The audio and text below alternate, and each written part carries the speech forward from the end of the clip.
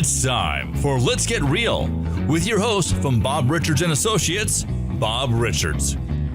Bob, how's it going today? Michael, doing wonderful. Thank you. Oh, and thank you for joining us. Well, after all, that is your show. Well, so I thought I'd better show up. Absolutely. That'd be good. Otherwise, it'd be like, hey, Bob, how you doing? So true. Oh, man. You know it's raining today? It is. It is. We've had a lot of wonderful rain this year. Yeah. It's been fantastic. Bring it on. Let's bring it on. You know who else loves rain? Who? Pets. They do. They do. Pets love rain. Thunder, no. Lightning, no. Rain, yes. But I know that sometimes people who buy and sell and rent real estate are in a quandary about what to do with their pets, or if I'm going to buy a house, did they have pets in this thing? I know there's a lot of different angles on this. And I know that you, Mr. Bob Richards of Let's Get Real, know all about pets in real estate. So let's start with renting, okay? We have a lot of renters around here in the area. So let's say, how does this work if I'm a pet owner? So let's say that I have my pet Wolverine, Barney, and I want to rent a place. But I see these signs that say, no pets. What do I do? You know, Michael, this is a great topic for today, and something that's rather sensitive because many people, this is one of their children, sometimes more important than their children, and these little furry animals with four legs. And they get stuck in not knowing what to do when they're trying to find a house. Tenants especially get hit hard because the property management companies 90% of the time say no pets, no smoking, no drugs, that kind of thing. But the no pets especially is a big deal. I mean, you can put away your drugs, you can put away your cigarettes, but pets you can't really do much with. You end up giving it to a family and say, hey, would you mind taking care of, what's your dog's name? Barney the Wolverine. Yeah, Barney the Wolverine. Barney, yeah. Do you sell Barney? Do you unfortunately take it to an animal shelter? I think that's the most cruel thing in all the world. It just makes me cry thinking of it. And yet tenants really have not many other options besides that. Here's maybe a couple of ideas. Number one, many times property owners or homeowners are looking at the opportunity of finding a tenant that would come into their home that they have available for rent, and maybe with a higher deposit, what would be called a pet deposit, they would allow Barney, the Wolverine, to be able to stay in the home, stay with the family, and not have to disconnect with that particular furry animal. And I like that. Now, one of the things that you can find is on Facebook Marketplace, where you have landlords that are saying, you know what, I've got pets, I love pets, I know that you've got pets. Let's figure something out. If it's a pack of pets, probably not. If it's one or two and they're reasonable size and you don't put a saddle on it, that may be something that a landlord might consider. Not all the time, but it may be an option for tenants to consider looking into. So it may be possible to negotiate with the landlord or the property owner. I have a dog. My kids love the dog. We really love your place. What can we do to work this out? And exactly. And more than likely, the property owner or the management company will say, okay, here's the deal. You need to put down X amount of dollars for the pet to protect us and to secure us from any potential damage that the dog might do, or whatever. Absolutely, dog or cat, for that matter. And so it's not exclusive just to dogs. And the property management companies, again, they'll probably still turn you away, but I would try to look for property owners that are leasing or renting out their homes by themselves. I didn't have any problem with Barney, my Wolverine. I had a landlord say that, I don't think we can allow this pet in. And I said, Barney, this man said he doesn't like you and we can't live here. Barney gave it. We moved right in. He did not want to mess with the Wolverine. Don't mess with Barney. So maybe the secret is to just get a Wolverine as backup. Maybe. Yeah, absolutely. No deposit, just don't eat me. Exactly. This is Todd, my child. Yeah, exactly. Or Barney, as this case would be. Looks a little furry. He needs to visit the dentist. Right. Now, I understand too, Michael, that let's get real. As a landlord myself, I need to make sure that if and when when the tenants leave, that I've got some sort of protection there, meaning that that deposit that you give to the landlord may be non-refundable. But if that's what it takes to bring furry animal and family to be together, man, I'd spend that money in a heartbeat. That's money well spent to keep the four-legged kids in the house. I'm glad you mentioned that, because I was going to ask, what are the chances of me getting the deposit back? Or is it a percentage, or if any? And I think what you made is a really good point, because if you're the landlord, you've got to protect your property and the interest. As the landlord, let's say the deposit's like $500 on a dog or a cat. Is most of that going to be spent on, even though the cat or the dog didn't make a mess, you still got to go in there and you've got to do a super duper cleaning job? Do you have to repaint? I mean, what are the expenses involved as the landlord? Any of those, or maybe all, depending upon how things go through that tenancy.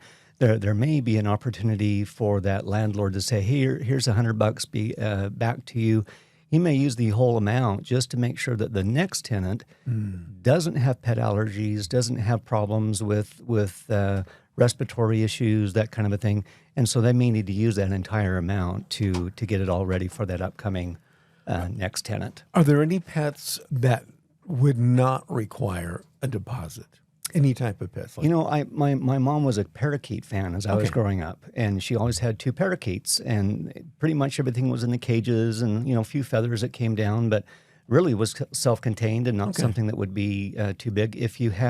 I've had clients that have had free-roaming parrots. You can imagine how that looked in the home and smelled, and it was disgusting. Yeah. It was just plain disgusting. So if I was to rent to that kind of a tenant, no. I'll pass. They have to disclose, by the way, I like my parrots to be free range in the living room. Yes. Yes. My gosh. Peter and Polly. And you're like, oh my goodness sakes, no, thank you. It's nasty. Wow. It's nasty. Okay, so let's say that I'm selling my house. Yeah. What do I need to do to make sure that I can make my house attractive and marketable to new buyers? And I've got a dog and a cat and some other furry creatures running around. What do I need to do as a seller? Oh boy. Again, let's get real. We understand that people have situations where they have allergies. A buyer walks in the door and they start having respiratory problems. They can't breathe. They're starting to choke. They're starting to cough, and they walk out the door. Now, some of that, for other people, they don't have necessarily an allergy, but the smell inside for fragrance and plug-ins and carpet powder and whatever else they put down to try and mask that odor, it's just overwhelming. And so the party that doesn't have an allergy, they're just like, this is too strong. Let's get out of here. And it's very evident. And when you have that kind of a situation, they're masking something. They put a Band-Aid on some sort of a problem, likely pet related, and you're just like, no, I can't walk around in this and smell this. And if they don't have any fragrance, then the bad side is, okay, you're smelling the urine and the potty problems and other things that come along that way. So what do you do? I find where people have kennels in their home, put them in the garage, put them in the backyard. Don't keep them in the house, especially when it's being shown. Okay, when nobody's there, bring the dogs in, put them in their kennel. But when it's being shown, the worst thing you can do is have yappy, barky dogs that are following these people around, or can hear them in the distance in the home. And they're just like, it's too much of a distraction, Michael. That's really where it comes down to, is it's just too much of a distraction. I have a severe allergy to cats. And I can walk into a house and not even see the cat.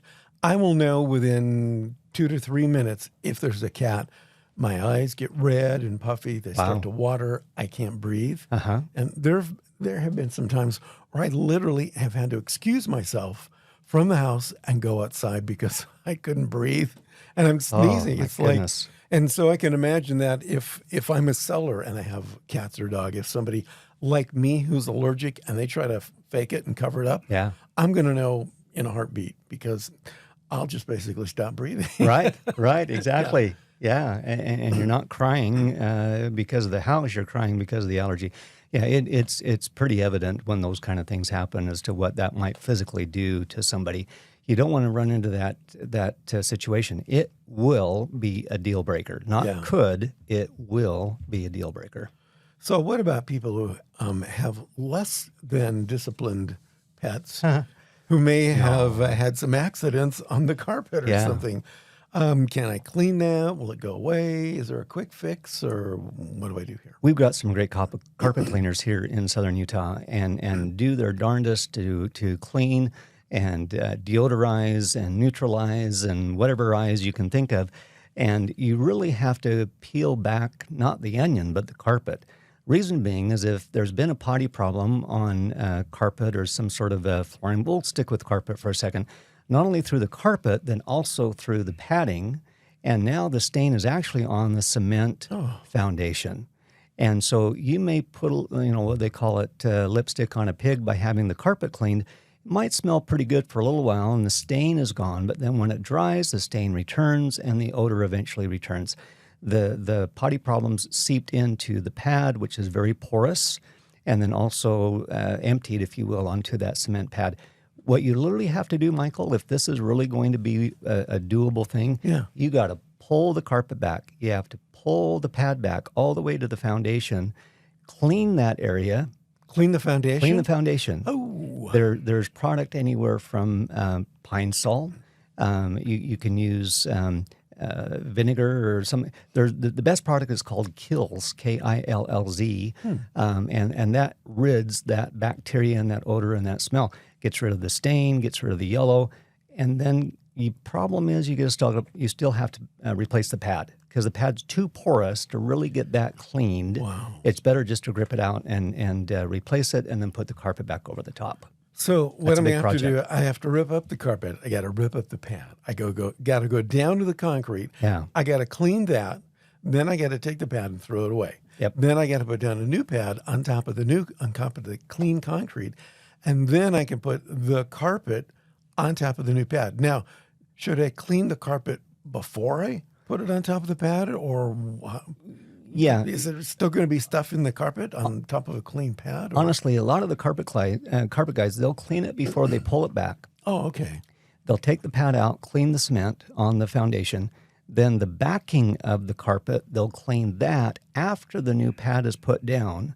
And that way they've got the bottom side of the carpet clean, the top side of the carpet clean. Then they lay that. And then, honestly, you guys, that is the only way to totally fix that problem. That's it. Anything less than that, you're still going to have a pet problem. There's still going to be odor. There's still going to be smell. There's still going to be issues. So it sounds like to me that the best, maybe perhaps the safest pet to have would be like a chia pet. Chia pet, not too bad. Yeah. A digital pet. A stuffed animal. Stuffed animal. Yeah. One that you have a little remote control to kind of make it jump or, That's it. Something like that. I love him just the same. Yeah. Yeah. I've been into houses sometimes when I've been on like on the MLS tours and stuff like that. And to me, this was I don't want to say a deal breaker, but this was so noticeable. It was like we all pulled up to tour the house, and I had this mental picture of the husband or the wife talking to each other, kind of like, "Oh my God, Harry, they're here! Quick, get the air freshener!" And they run around, spray the whole house, and then you walk in, it's like, "Oh God, they've got something in here." What are they trying? What fast one are they trying to pull on us today? Right, exactly. Yeah, and maybe days ago, long ago, whatever that could have been handled, or it's okay, it's understandable. Nowadays, you just can't. You just can't. And one of the big problems too is the words flooring allowance. Oh my goodness sakes, what a can of worms. Michael, if you and your wife were to pick out a flooring allowance and say, hey, we're going to, after buy this house, we're going to take out what's there and put in something different. Well, that something different costs a lot of money. When you have just a vinyl linoleum floor, that's El Cheapo. You can go to something that's a large 36-inch tile or tile with a wood grain or the sky's the limit. And so if you have a seller that says, oh, we'll give a $3,000 flooring allowance, well, that could probably do 1 or 2 rooms, 1 or 2 bedrooms Oh, man. if you go with a higher end product. And certainly it would fit if you do the vinyl linoleum or a real cheap Kleenex thick carpet. That's it. So buyers and sellers will find themselves in a bit of a pickle when they're trying to come up with a value of carpet allowance. I would suggest sellers do not offer a carpet allowance. Negotiate something with the price of the home, leave it that way. Otherwise, you're getting negotiated on with price and flooring allowance and going to A, B, and C different flooring company and getting averages and costs and estimate. It's just better to deal with the price rather than the allowance. That gets a little crazy. I've heard that people who have been smoking in the house, of course, that's going to have an unrefreshing olfactory result. One might say that's going to smell really bad. Oh boy!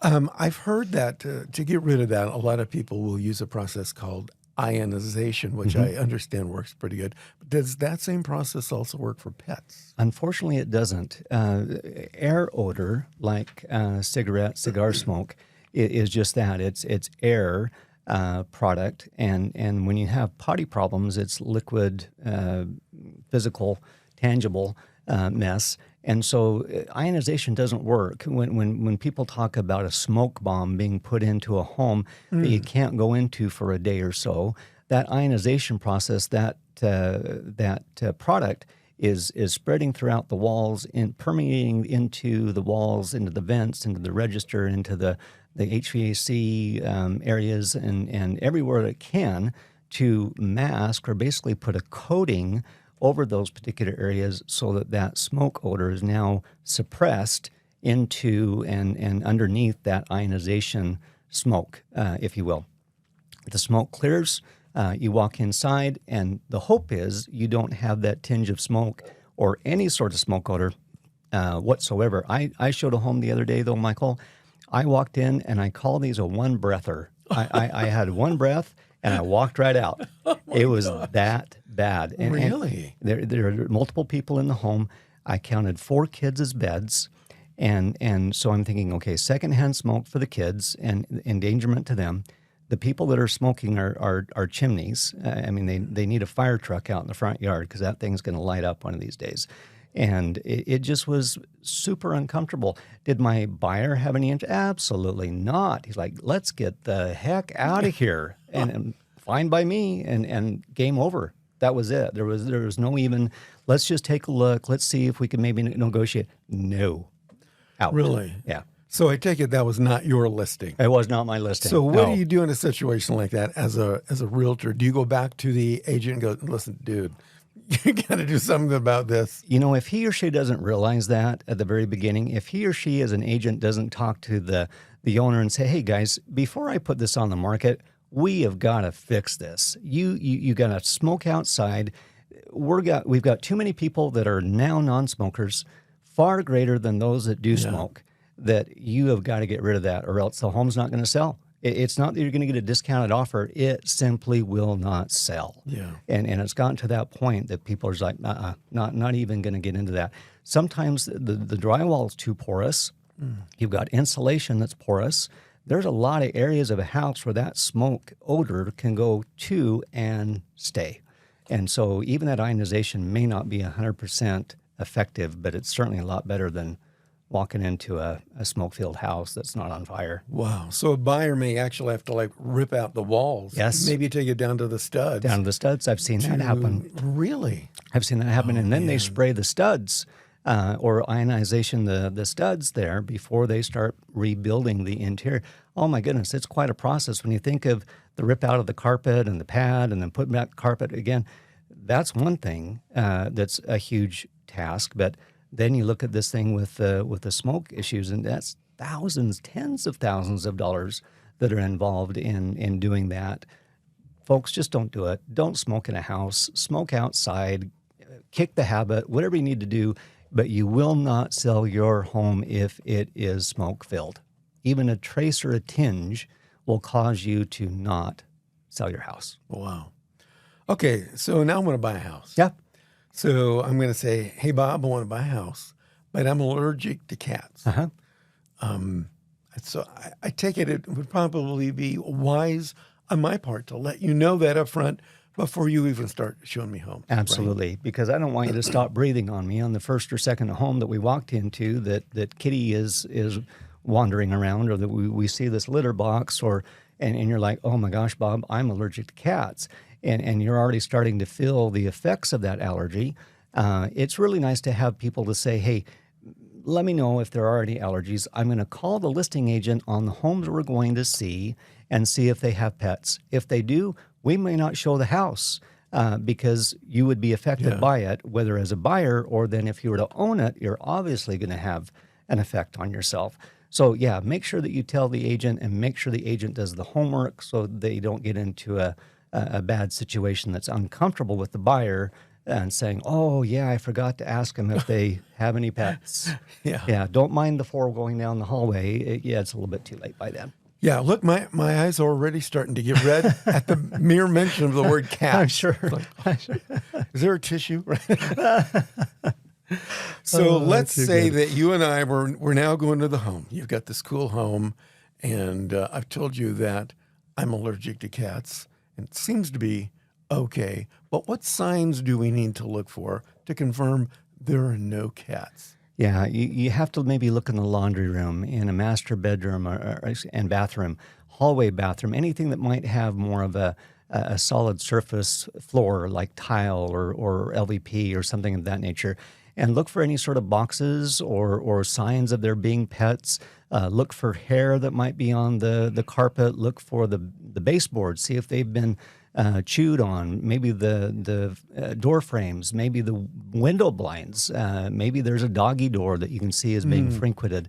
Those are very easy signs to realize that, you know what, we're dealing with a home with a pet. Yeah. And you may look on the wall and see mom and dad with the two pets and say, oh, hey, they've got pets. The pets may not be alive, and so you can't quite judge that. But when you're on scene and actually physically walking in the house, it's pretty obvious, even when they try to mask it in some way or hide it. You know, I've got a black light left over from my old hippie days. Yeah. Can I use that to maybe check for stuff? I have two myself in my non-hippie days, but I'll call them happy days instead. But yeah, I use black lights. When I go out and I show homes to folks, I'm not afraid and not embarrassed to pull that black light out and check areas of the home that seem to be a little bit darker of a carpet, or just to check everywhere and find out there may be stuff on the walls. Not just the flooring. So that is very evident. Or I'll ask my home inspector, hey, would you mind doing a full blacklight inspection of about 2 feet on the wall down to the flooring and note any sort of areas that would have potty problems. Wow. Yeah. Great information, Bob. Thanks. But now I understand that you have a surprise for us. I actually do. I understand that you have an amazing home, 2-story with a pool in St. George that you would like to tell us about. Oh, my goodness, Michael. This is, I mean, everybody, we got a 2-story with a pool. We got a 2-story with a pool. We got a home with a basement that has a pool. Okay, this home is so unique because it backs up to a hillside where the top of that hill is the Stonecliff subdivision, but nobody's going to be behind this house. It's a non-buildable area. So you have this huge privacy of a 3rd-acre lot, but then you have acres and acres and acres behind you with nobody looking down on you like you're in a fishbowl. That's nice. Yeah, it really is. It's got 6 bedrooms, 4 baths. It also has, with that, included in the bedrooms and baths, its own private apartment with an outside entrance. It's got a little spiral staircase to go upstairs. Has its own kitchen, its own studio, bedroom, bathroom, laundry are all there. And then the rest of the house has the remaining bedrooms, big family room, office den, huge kitchen, laundry room, and obviously swimming pool. Look at that. Covered patio. It's a great entertainer's dream. You've got 2 other elevated areas. This is one of them that you sit up above the roof lines out to the distance towards the east. you'll recognize that new edifice that is religiously built by the one of the very large churches here in Utah that I can't name, but it is, you have a view of that, you have a view of the valley towards the east. It's really quite a spectacular evening to see those lights and stars up above. It's just a very relaxing place. It'd be nice to have a little campfire, have discussion, just a nice little intimate whatever with your favorite drink. Great home. It's priced at $1 million, so it's not for the first-time home buyer person, but it's well worth it. And especially to have that privacy where nobody's looking in the backyard. I guess if you're a streaker or whatever else, it's probably a good dream for somebody like that. Oh, Sean, this might be good for you. Sean's our Okay, we may have a buyer for this home right now. We might. Streaker Sean. Oh, my Oh, God. a bear buyer. And when I saw the shots of the backyard with the mounts, I didn't see any cats or dogs. None. Or I didn't see a bear. No. Maybe a rattlesnake, Coyote. maybe. Right. Yeah. A little red-tailed fox. Who knows? Red-tailed fox. That White-tailed was fox. cool.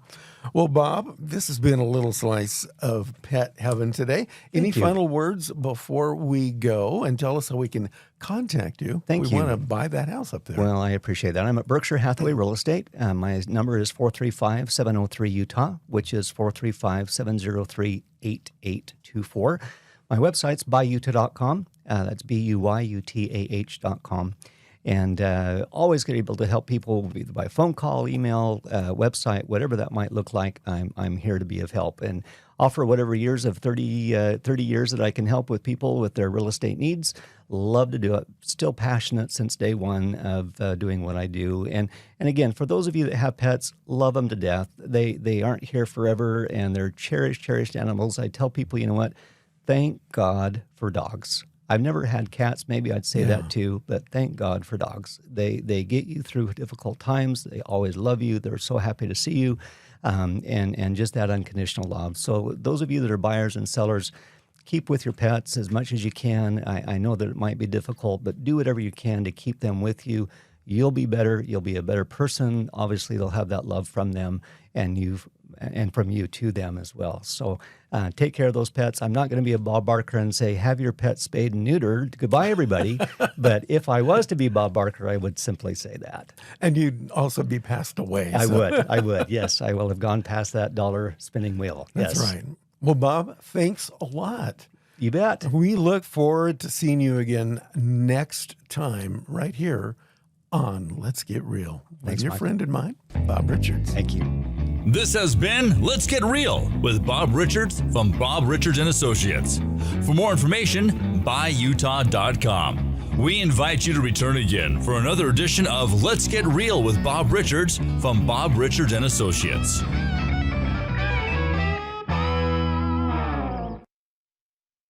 This has been a production of One to One Network.